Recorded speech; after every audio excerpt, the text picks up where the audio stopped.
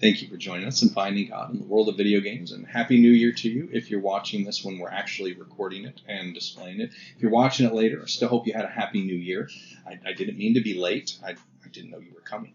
So what we're going to talk about today is how we measure kind of the value of a video game. For me personally, I've measured games in a variety of ways over the years, but there's always been one constant in my video game value system. And as I would take a game case and slide it into the bookshelf for the final time, my last reflection would often be a very, I suppose, crass but practical observation. Do I feel like I got my money's worth out of this particular title?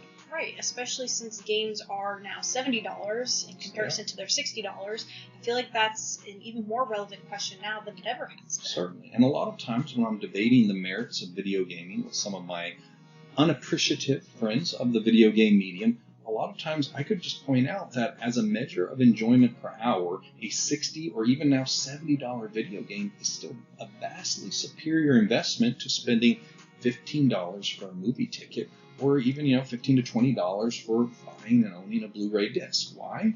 Because these games would carry anywhere from dozens to hundreds of hours of unique content compared to the much lower 1 to 3 hours that you would get out of a cinematic experience. Like a crazed mathematician, I would argue my point with buzzwords like replayability and alternate endings and entertainment value per dollar spent.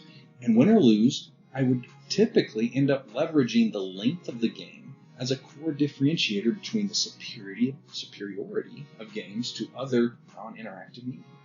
But what about if someone would bring up their own personal ace in the hole, such as, like Harry Potter, Lord of the Rings, or, those are just, I've never read them, they're too long for me, or, any other lengthy book, or video-based content that is clearly a massive amount of bang for buck. Well, even in those cases, I've always had a secret weapon that could demolish even the thickest of tomes. And that game was Elder Scrolls Oblivion. The amount of time I personally put into it was easily over 300 hours. And honestly, at that point, I just stopped counting. And the funny thing is, Elder Scrolls, it's not even a genre of gaming that I had previously appreciated before the first time I tried Oblivion. I'm, as you probably know, if you've watched any of these, I'm more of a sci-fi guy.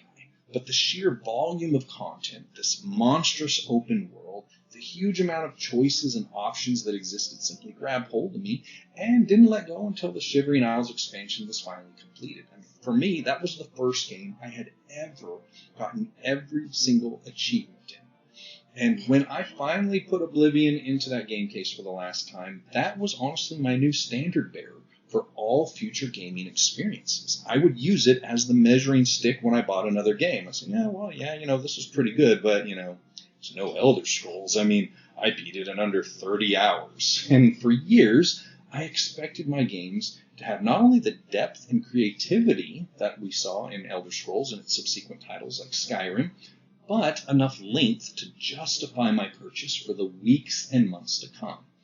But then something changed. You mean when they finally announced that Mass Effect Trilogy remaster that you've been talking about for years? No, not that. But also, yes. Okay. Absolutely that. But no. But seriously, so here's just keeping it real, the combination of being husband, parent, taking on higher level responsibilities and my job, because believe it or not, this is not my job. I make literally no money off this. It's costing me money to do this right now. But also just writing and recording these articles and videos, it started to leave a whole lot less time on the table for my gaming hobby. I mean, I still love playing games and spending time in the remarkable worlds that have been generated for me, but to be honest, I don't really have the option to sink 300 hours into one single game anymore. I wish we did. It'd be nice. I mean, there are a few exceptions that exist from time to time, but honestly, my taste nowadays is decidedly a little more compact, and I'm much more appreciative of short games and some of the indie titles that now exist, simply because I have a much higher chance of, actually completing that game. Games like Tacoma or the Untitled Goose Game, one of my personal favorites. Inside. Any of those kind of games, I actually get to play the game all the way through to the end. Barely with Untitled Goose, though. Barely. Well, that's because I kept getting distracted and just wanted to keep torturing people. He really did. It's ridiculous. It's very good. Just so you know, if you made that game, you can just send the check to me directly. It'd be fine. I've been advertising you a lot. Really You think they're watching it? No. I don't think anyone House cares. All right. So anyway, my concept of value has very much changed as a result. And in my current station in life, honestly, I would rather pay $15 to $20 for a 3 to 4 hour experience that I will actually finish, rather than $60 for hundreds of hours of probably very compelling content, but I'll probably never get to experience it or see it anyway. Well, I mean, it's $70 now. True. But it would be easy to make a simple generalization regarding the shift in priorities that we all experience in our life as our station of life changes. But like any good Transformers commercial, there is more to this than meets the eye. Stick to the script. The truth is that this is more than simply a matter of having increased responsibilities as we grow older. It also hints at a spiritual truth that was revealed many thousands of hours of gameplays ago. From the guy that has battled his fair share of giants in the open world, King David. Now, I would assume that most of us are familiar with the infamous battle between David and the giant Goliath. I would hope so. Which was the beginning of that young shepherd boy's official military career. But, interestingly enough, David's final recorded battle with a totally different giant, not quite as widely known.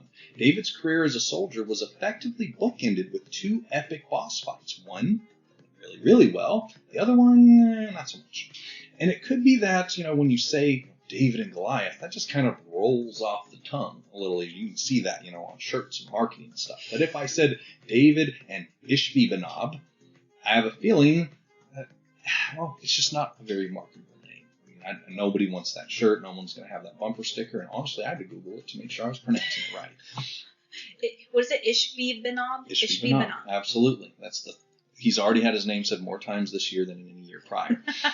But I don't even think it's about the name is the reason most people haven't heard of it. It's probably more about the way the battle ends. So in 2 Samuel chapter 21, verses 15 through 17, we see this story, David's final battle as an active soldier. And it talks about David going out against the Philistines, because who else would David fight? That's pretty much what he did for most of his years. But then it says, Ishbi-Benob, who was one of the sons of the giant, the weight of whose bronze spear was 300 shekels, was bearing a new sword, thought he could kill David. But Abishai, the son of Zeruiah, came to his aid, struck the Philistine, and killed him. And the men of David swore to him, saying, You shall go out no more with us to battle, lest you quench the lamp of Israel. Now David had entered this battle the same way he had many times before, but this time obviously things went quite a bit differently for the aged king. David engaged the same Philistine army that he had previously dispatched with ease, led by yet another giant, and he's, as we know, very well documented in his ability to take down giants. So David could have been forgiven for feeling a little bit of a sense of deja vu as he entered this fray, but this was not his battle to win, and David was not suited for this particular round of mortal combat.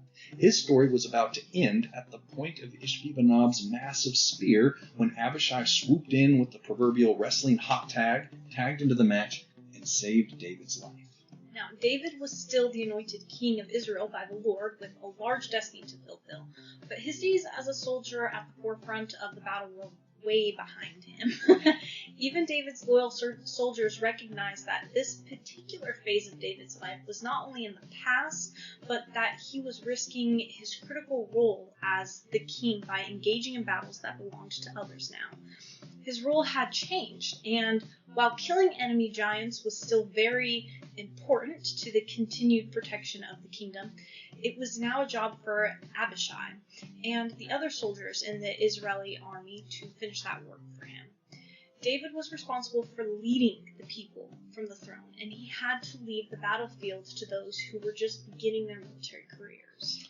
I'm always excited to hear about the massively long, epic gaming blockbusters of the future. I love watching those trailers, and I get as excited as anybody about them. But I know at this stage in my life, those battles are often not going to be mine to fight. Those adventures belong to the next generation of gamers, or maybe to those who are in a better position to spend all of their gaming time in only one gaming conflict. But in order to continue to write and record these articles and videos, I have to ingest games in bite-sized chunks just so I can relate to the topics and I rarely get to finish the meal as a result.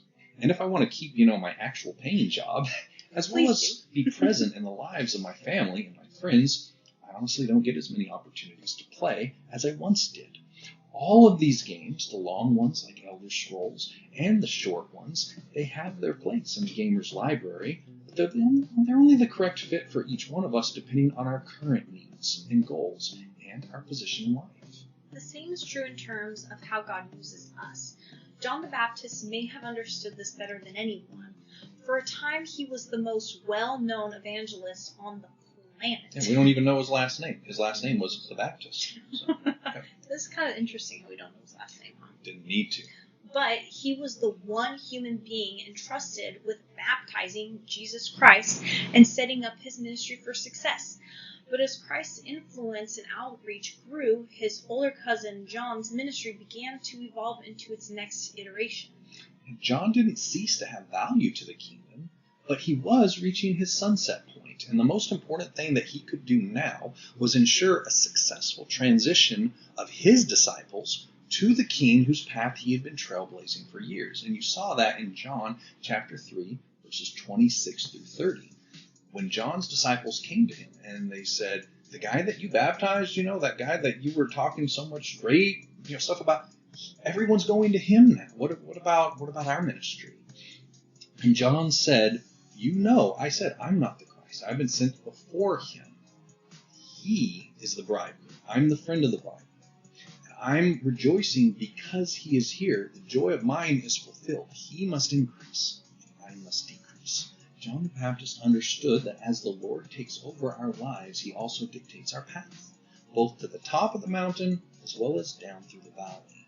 King David had been a vital soldier in the army of the Lord. He had led multiple successful military victories, but he had to move on to the next part of his calling and understand that while both the role of soldier and in king they're both important, but his time as soldier had ended if he wanted to fully inhabit the role of king. And the Lord does the same with each of us, moving us from one station in life to the next, with the expectation that we understand there is equal value in each of these areas. But we don't get to choose which season we are in or, which order they may come in. Absolutely. And it's David's own son, Solomon, the wisest that has ever existed. In the book of Ecclesiastes, he expounds on that further by the infamous selection of scripture that talks about how to everything there's a season. Ecclesiastes 3, 1 through 8.